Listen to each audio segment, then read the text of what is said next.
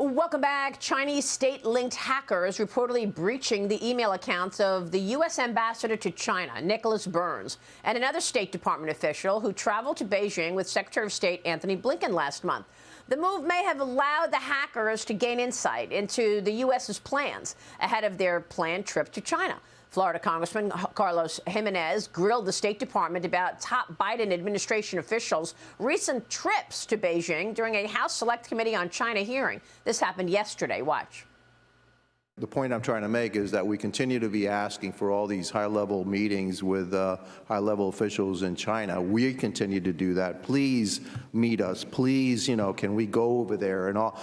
Doesn't it seem to you like that may be looked at around the world as a sign of weakness, that we are the junior partner?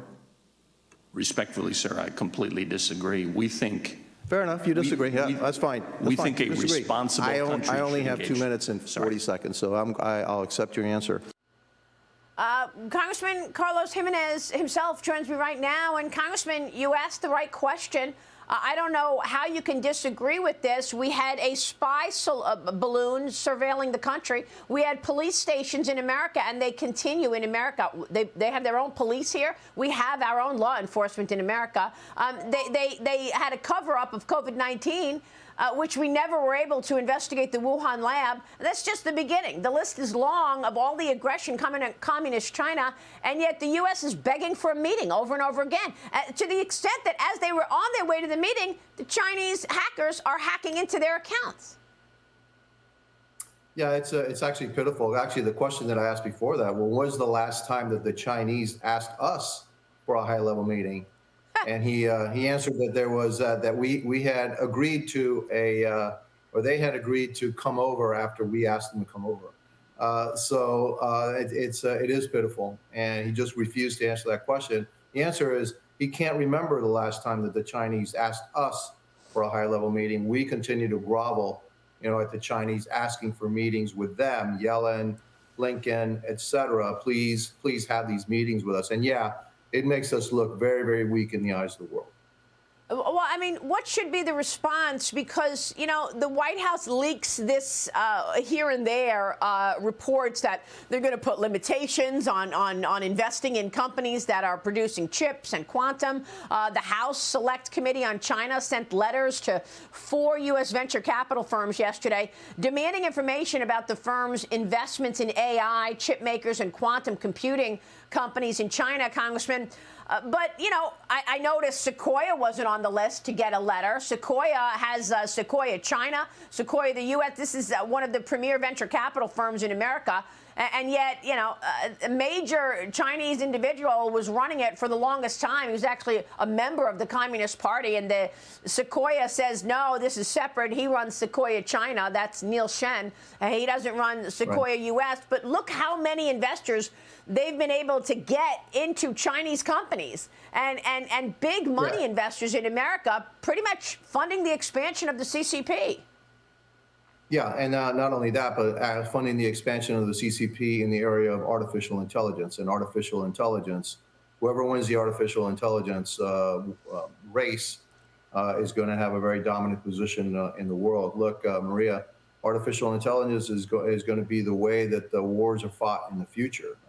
Wars will be fought in the future with robots and automated vehicles, unmanned vehicles, and artificial intelligence is key to all of that. We have to win this race for artificial intelligence. And I can't believe that American companies, American venture capitalists actually funding our major adversaries' efforts in the area of artificial intelligence.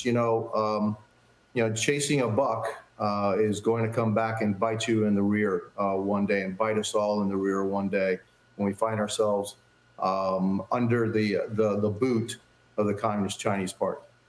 Yeah, but I mean, Congressman, come on. There were enablers in corporate America and enablers in the corporate sector during World War II as well, right? And now we see enablers in corporate America, but we all know that the tone is set from the White House. The tone is set from the Congress. I mean, give us your sense of what the White House should be doing now to keep America safe? Or is this president so compromised that Beijing has something on him that he won't actually push back on any of this aggression? Well, that's the key. That's the key question, isn't it? Is this president compromised? And yeah, I believe, and I have believed for some time that this president is compromised. You know, the 1023 form that was made public yesterday says it all. When Burisma, the executive from Burisma, the owner of Burisma, says that they paid the Bidens $10 million, 5 to one Biden, 5 to another Biden, names the big guy, and then lo and behold, Joe Biden's threatens the Ukrainian government with $1 billion, withholding $1 billion if they don't fire the prosecutor that's actually looking at Burisma. So yeah, I do believe that this president is compromised. And the Democrats can yell and scream all they want about, gee, there's nothing there. Yeah, there's something there. There's a lot of smoke coming out of that White House right now. We need to keep on investigating. And frankly, I think we focus way too much on Hunter Biden. Hunter Biden is the president's son, but he doesn't have his finger on the trigger, and he doesn't make the decisions. It's Joe Biden. And if Joe Biden is compromised, then this country is in dire straits. Yeah, and Chairman Jamie Comer has said that many times. Todd Pyro, jump in here. Comer has told us they are investigating Joe Biden, okay? Not Hunter Biden, Joe Biden, because of his involvement in these business deals and influence peddling going on for a decade, according to House Republicans. And I'm glad you brought that up, because, Congressman, I want to ask you sort of not a normal question that I would ask in this kind of a circumstance, but we've all learned what came out in that document that was released yesterday. I'm curious, your colleagues, when you had discussions with them yesterday on the other side of the aisle, did any of them seem to care that Joe Biden was potentially implicated in a bribery scheme, $5 million to Hunter, but also $5 million to Joe? Because that seems like a big deal to me. It's a huge deal. And, you know, they try to make it like it's not a big deal, because that also gives cover to the mainstream media not to cover it. See, there's nothing there. Don't worry about it. It's a nothing hamburger. There's nothing burger there. There's a big burger there. There's a huge fire burning there. And that 1023 form, you know, what it does, it verifies what you suspected, what happened in, when he was vice president, and the whole issue with Burisma and the prosecutor and all that, which he bragged about. You know, that is an impeachable offense. That's quid pro quo. That's influence peddling, and that's bribery. And so if that's just one company out of Ukraine that has something on the Bidens, and then we know that there are millions of dollars that have been flowing into the Biden family through Chinese companies, then everything that Joe Biden does, all the decisions that he makes, the things that make you go, hey, why did he do that?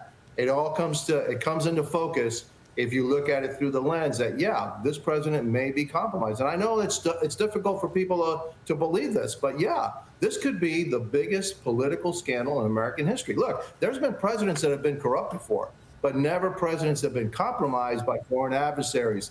That's what makes this different. And there's plenty of smoke there. And no matter what the Democrats say, there's smoke there, and we need to go after it, and we need to look into it. Do you think Biden should be impeached? At this point, not yet, because we don't have all the proof. We need to continue to dig, and we continue to dig until we find it. Every day, you know, Jamie Comer is finding new things, new revelations, new money, more money coming in to the Biden family. And we got to make our case before the American people, to the point that even the mainstream media can't look away anymore. That's the issue too. Okay.